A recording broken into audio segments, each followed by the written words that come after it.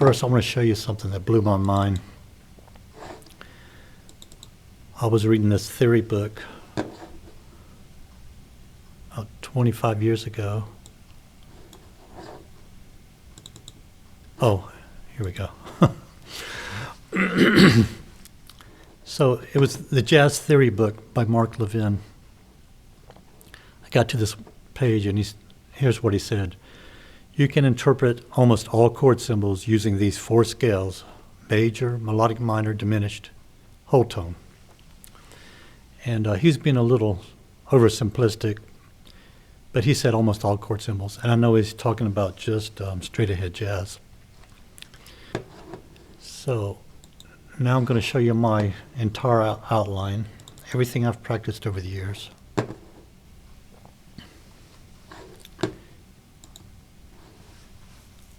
And this is it. I'll go over every item in this outline, of course, in future videos. But I just wanted to give you the one-page outline I've used. This is everything I've learned over the years to learn how to improvise on jazz. And I'm put it all on one page. And I'm going to provide free PDFs. Everything you see in my video is going to be free.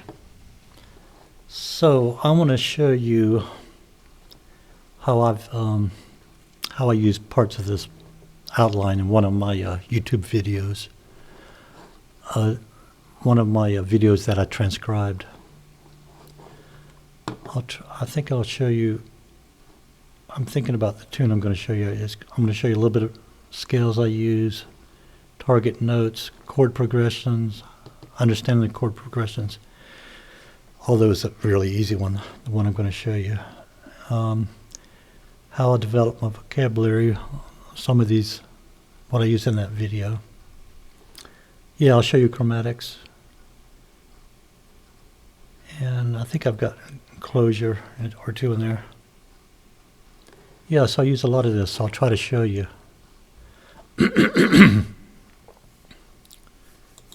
See, I got it ready here. This is the nearness of you. I did the original video, I think, way back in the beginning of this year, maybe January, February, maybe March, I don't remember. But then later I also transcribed it because I knew I'd be doing these ABCs videos, trying to teach people. Okay, so it's going to start right here at the, this is the A section actually. This is the last section of the first head, and then I started improvising here. So let's listen to me play it, and then I'll analyze it. This is starting right here at the A section.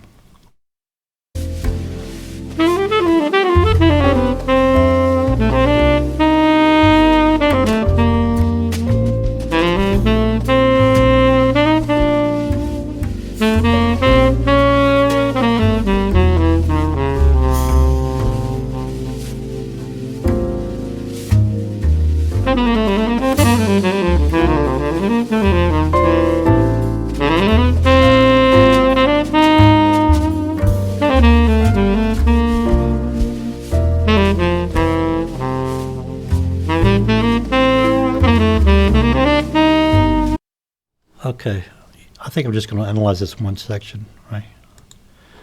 So, this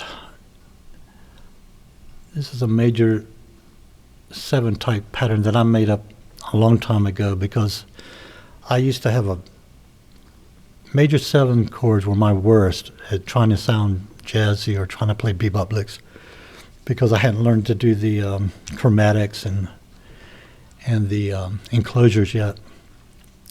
So when I finally started learning how to put chromatics and enclosures in, then it started really sounding a lot better on my licks on my patterns on my major 7 chords. Yeah, I made all this up, and that's something I'm going to show you in future videos, how to make these licks up. See, I just went up scale, skipped a third, still scale, went up a fourth, little chromatic here, baby do, and then but I know I've heard that in jazz before, but and then I went down to the F sharp. Some leaps sound great on jazz style. You don't want it all to be scalar. Oh, and then the E flat C sharp D. That's a chromatic enclosure on that D. And this is not a lick. I was just thinking how to get to that a guide tone on the or the target note on this D minor chord. So I was thinking F. Another common thing I would do here is I would play 32nd notes here in B, C natural, D, E, and then hit the F on the downbeat. I don't know. That's something else common I would do. B-D-boo. Okay, so this, I don't know what I was doing here, but I ended up B-D-boo. I ended up doing another enclosure, but this one's, I was just thinking scale. D, B, C. I know the beginners don't understand enclosures, but I'm explaining this to the more advanced players right now. And I'll teach about enclosures in future videos.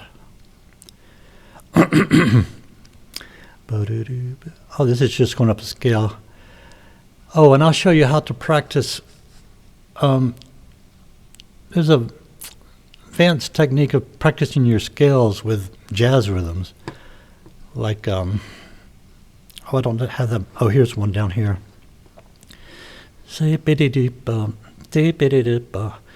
You can put these little 30-second notes anywhere. You can do it at the beginning. Or you can do it at the end. And you just practice that way, and then it comes out natural in your playing.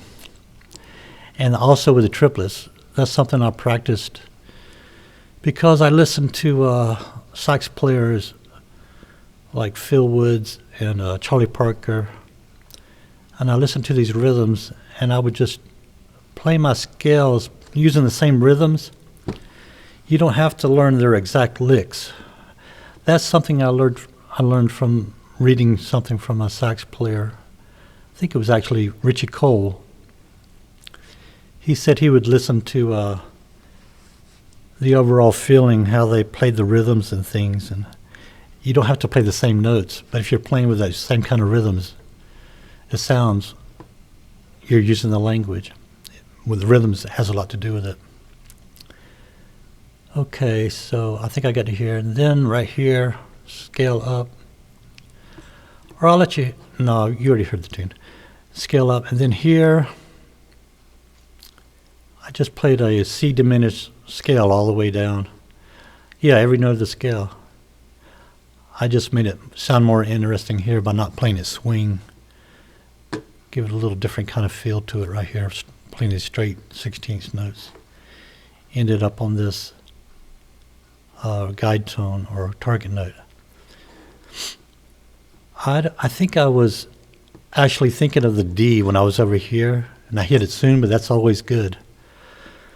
But also, luckily, the D, any whole step above a chord tone, every note of the C diminished scale will sound good, and that happened to be a note of the C diminished scale too. Okay, this is oh, this is a lick I learned from Michael Brecker. One of his old tunes. I saw it on YouTube. I think it was what was I think it was a Latin tune. It'll come to me. Song for My Father, I think, on YouTube. I think that's where I got this lick. Oh, but only to right here. There's actually more to the lick I learned, but I stopped the Michael Brecker lick right here. And then I went into a chromatic and enclosure mode right here, targeting this my F sharp on chord tone. Doobie-doo. That's a common thing I do to approach a chord tone. Be-be-be-doo. You can put a chromatic anywhere on any scale when you're playing jazz. Be-be-dee-doo. Yeah. And then right here, I was thinking scale and combining it with arpeggio. This is the F sharp AC, part of this chord, the D chord.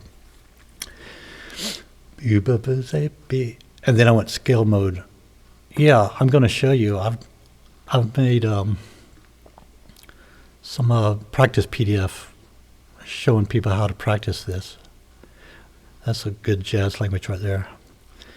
And then I targeted this F sharp, which is the fifth. For beginning people, students, they always teach you to think about thirds and sevenths. But as you get more advanced, you realize you can use any chord tone or any note that you know will sound good on the chord. I think I played F sharp just because I was getting close to that note. And then I went up the entire scale. Yeah, that's just straight up the scale. D, D, B. I was thinking this B flat chord when I targeted this F. I was still going up the scale sort of, but then I knew I wanted to hit a chord tone, so I hit the F. So I'll talk a little bit about this right now. That's this tritone substitution. For me, what I usually use on these substitutions like this, on a dominant chord, I usually use the melodic minor, fifth up, or for the people that like thinking modes, you use the B flat Lydian seventh, sharp 4, flat 7. Okay, so here I'm on that F. It's okay I overhung here a little bit, but then I went down in the key of I was thinking G major, but I'm just going down E D C B A B C. Yeah, that's all in the key of G. I was thinking because of the key of the moment. But then I'm also thinking about the chord tones I'm going to target. The C here. Oh, this is more chord going down. I mean a scale going down. I'm off in the key of G here. B A D. So some jazz musicians would tell you you've got to think licks all the time in every chord situation, but I don't, and you don't have to think that way. I don't think it's that much fun for me. See, these scales work sometimes, especially if you use different rhythms. Oh, I used it 2 times here. Those 30-second, those little quick notes in there. That's because I practice scales with those, like I said before, with those kind of rhythms. And then you'll find also, when you practice this way and you're playing with a group, it's fun to interact with other musicians. You copy each other's rhythms or the ups and downs or the overall, the overall shape of a lick. You don't have to play the same notes as the previous musician, but the overall shape and rhythms, that comes so easy when you practice these things in scales rather than always licks. And I'll stop right there for right now. I'll play this one more time after you heard me analyze it, see if you hear what I'm talking about.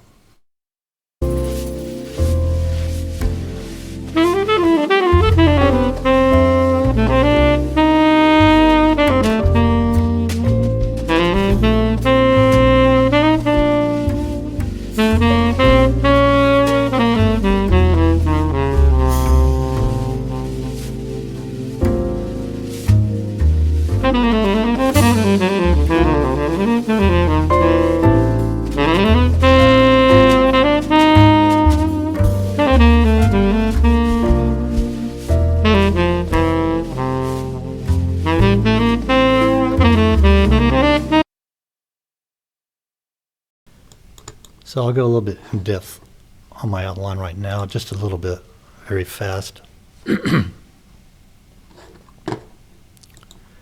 So ear training, that's often neglected by musicians when they learn to read music. They forget to keep learning by ear. And it can be a very fun part of your practice.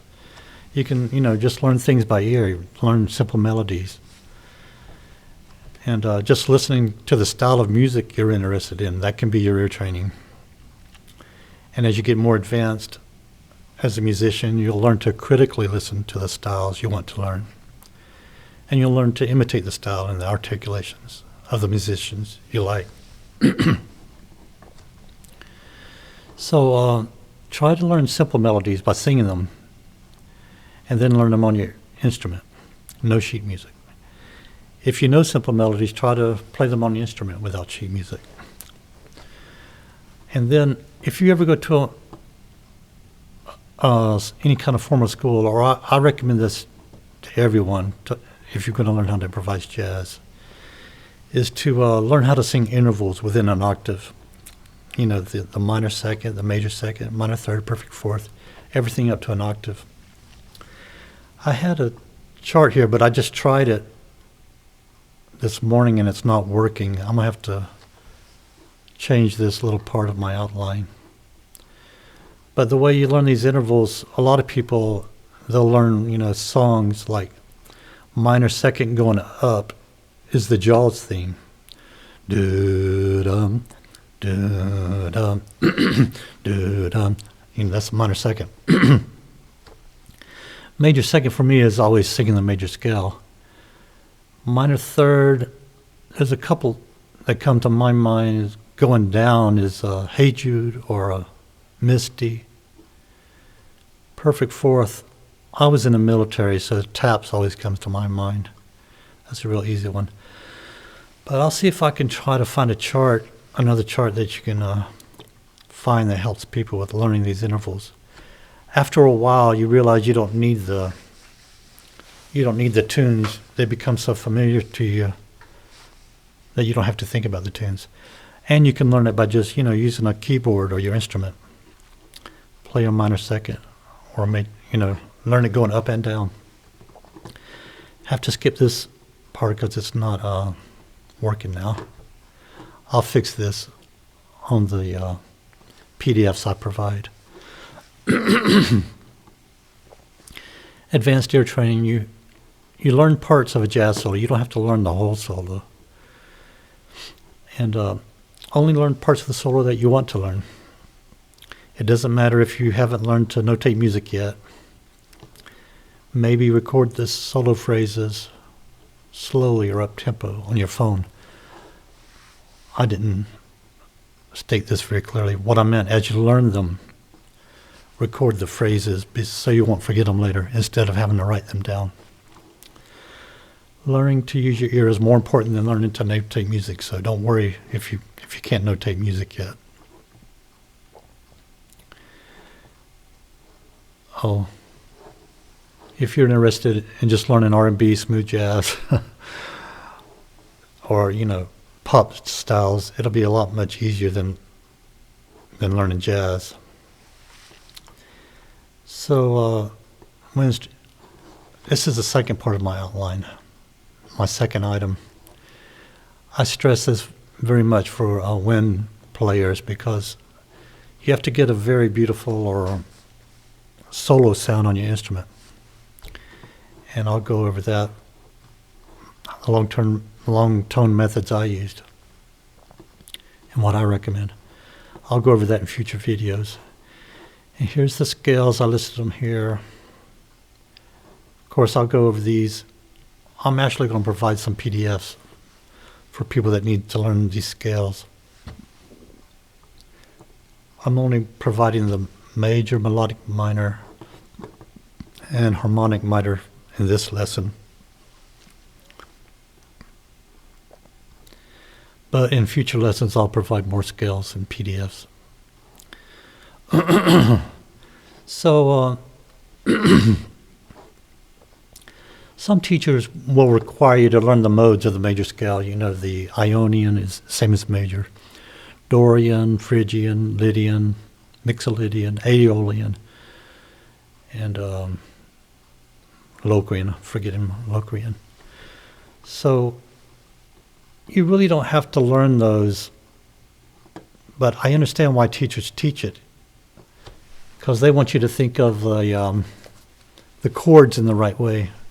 Like if you're playing a D minor 7 chord in the key of C, you're going to use the Dorian.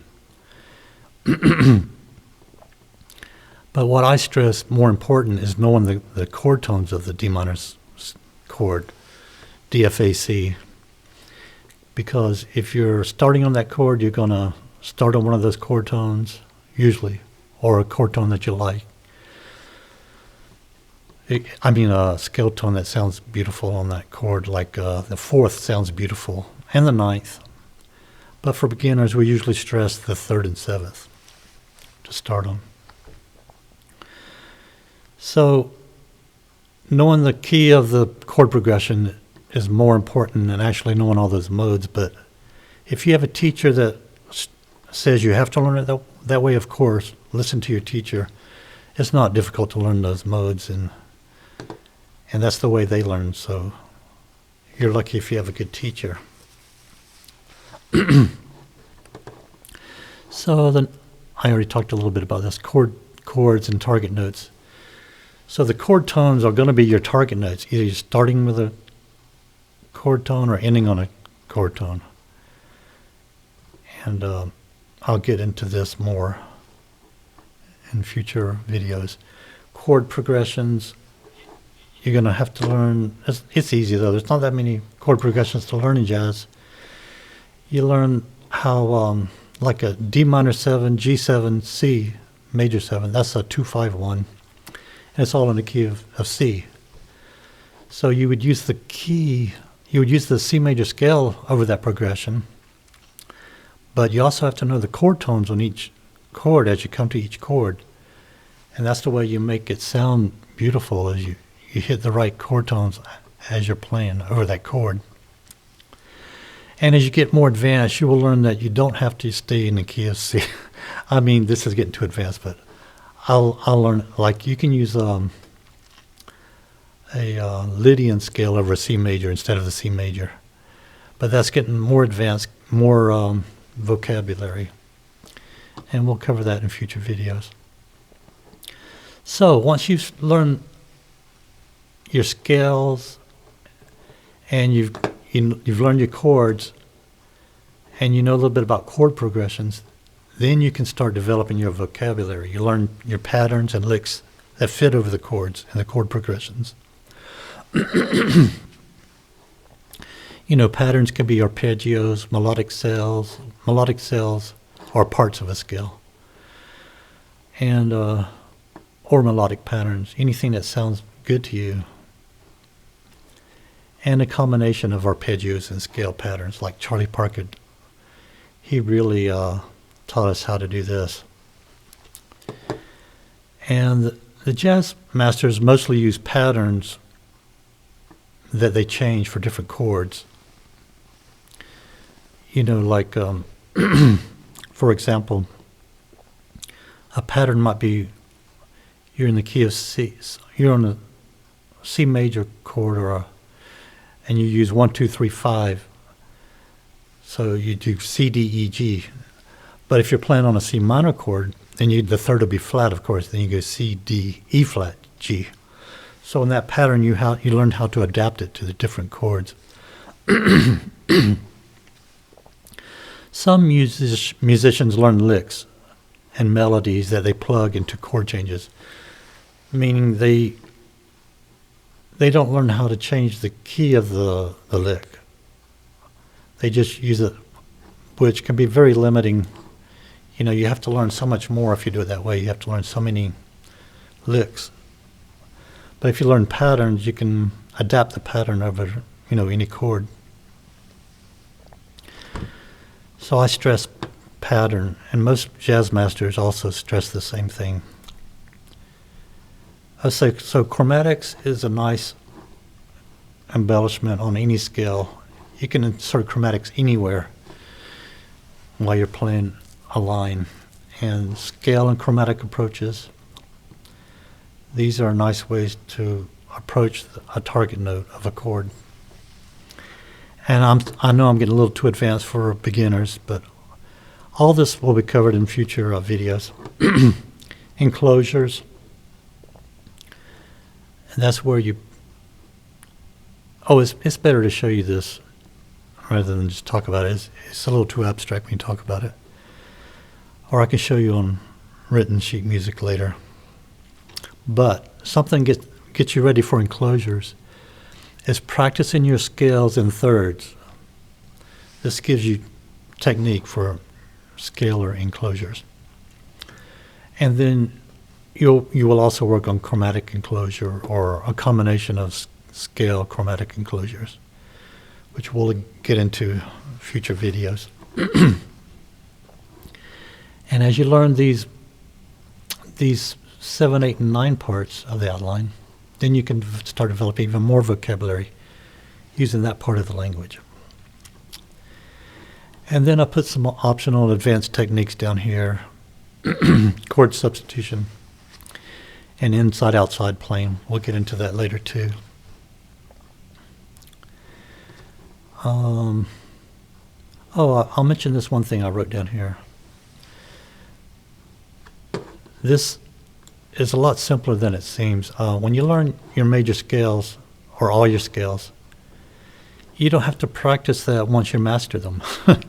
You know, it might only take you a few months to master the major scale, you know, at various tempos and good technique with a metronome. And so once you learn that, you don't have to keep practicing that in future practice sessions. So it gets easier, but you only practice this stuff, you know, a little bit at a time. You don't practice everything on this outline all at once. It might take you a year to be, you know, an advanced jazz improvisation musician. It might take you a year, depending on your level. If you're a beginner, it might take you longer. And so I've got some PDFs ready to help people if they don't already know their scales. I'll provide these in a link. ABC. Oh, here it is. Harmonic. I'm going to show you this one first because I wrote the scale out in the whole range of the saxophone. This is C harmonic minor, which is it's like the natural minor, but you add the natural seventh. And I went down to the low B and come back up to C. And then these are some patterns I wrote you use on C harmonic minor. These are arpeggios. Arpeggios is when you skip the next note in the scale. C, you skip the D, go to E flat. Skip the F, go to G. Skip the A flat, go to B natural. So that's the arpeggio, first arpeggio. And then you're going to arpeggiate from the second degree, from the D. Doing the same thing, you skip a note in the scale. And this is part of the jazz language. It'll help you a lot if you learn these patterns. And then also descending arpeggios. And then down here I combined arpeggio and a little bit of the scale. Going up in arpeggio, going down scale, going up in arpeggio. And that's a pattern that's used a lot in jazz. And let me close this out. I'll show you the thirds. Harmonic minor thirds. I wrote this one out in the whole range of the saxophone. Trumpet players, of course, don't try to play this if you don't go up to high. Most trumpet players don't go up that high, so just practice it in the range of your instrument. But anyway, here's your harmonic minor thirds. I started on the tonic always, the C, in the C harmonic minor. On this one, I went down to the low B, which is the part of the C harmonic minor scale. Yeah. So an F harmonic minor went down to low B flat, and then I come back up to the tonic, the F. And I wrote out all the scales that way for harmonic minor thirds. Let's look what I wrote for the C major scales. So for this one, I didn't write it all the way out in the whole range of your instrument, but remember to do that. Practice the whole range of your instrument in these scales. I didn't write this in the whole range either, so that'll be good for you to learn to do things without all the written music. And I did the same thing with the melodic minor scales. Later, in future videos, I'll show you how you use these other chords. I wrote out melodic minor thirds. Oh, I think I wrote it out in the whole range of the sax on the melodic minor. Major scales and their chords. This might show you how easy it is to learn chords, because most of the chords you learn come from the major scales. First I wrote the scale out, and then these are the chords that come from that scale. You arpeggiate from the root of the scale, C, E, G, B, C major 7. Arpeggiate from the second scale degree, D, and that gives you the D minor 7, D, F, A, C, and so forth. You got the E minor 7, F major 7, G 7, A minor 7, B minor 7 flat 5. So beginners, don't worry about this right now. I'm just showing the more advanced students how easy it is to learn these chords. And then what else did I put in here? Oh yeah, I put, if you're ready to practice your chords already, I wrote out all the major chords. Like, here's the C major 7. I just wrote a simple arpeggio. I put the root here, but you could go up to the 9th if you want, instead of that root right there. And I just listed all 12 of the major 7 chords you have to learn. C, F, B flat, E flat, A flat. I'm just making sure I did it right. I did this really fast. E, A, D, G. Yeah. So this is something you might want to practice to make sure you know all your major 7 chords. And then if you already know it starting on the root, practice it starting on the 3rd of each chord. Here's starting on the 3rd of C major 7. I went up to the 9th on these. I still put the root in there. Oh, I put a little bit of jazz language in here, combined it with this exercise. I went up the scale, started up the arpeggio, C, E, G, B, D, and then I came down with a C, B, G, and then on a chromatic approach to this A. This is just something for more advanced players. Just see how you can practice your chords and a little bit of the language at the same time. So I start on the 3rd, arpeggiate up, come down with a little bit of scale here, jump to 3rd, and then a chromatic approach to this one. It's just a way to put in more of the jazz language practice into your practice sessions. Minor 7 chords, so I did the same thing here for people that are ready to learn their minor 7 chords. And then I think I did it on the 3rds. Let's see what I wrote on this one. I don't remember everything I wrote down. Oh yeah, I did a real simple approach here. I used the last, that's the 5th. A, start on the 3rd, 3, 5, 7, 9. Then I went up to the 3rd here, 9. Came down. Oh, this is teaching a little bit of the jazz language here for you too.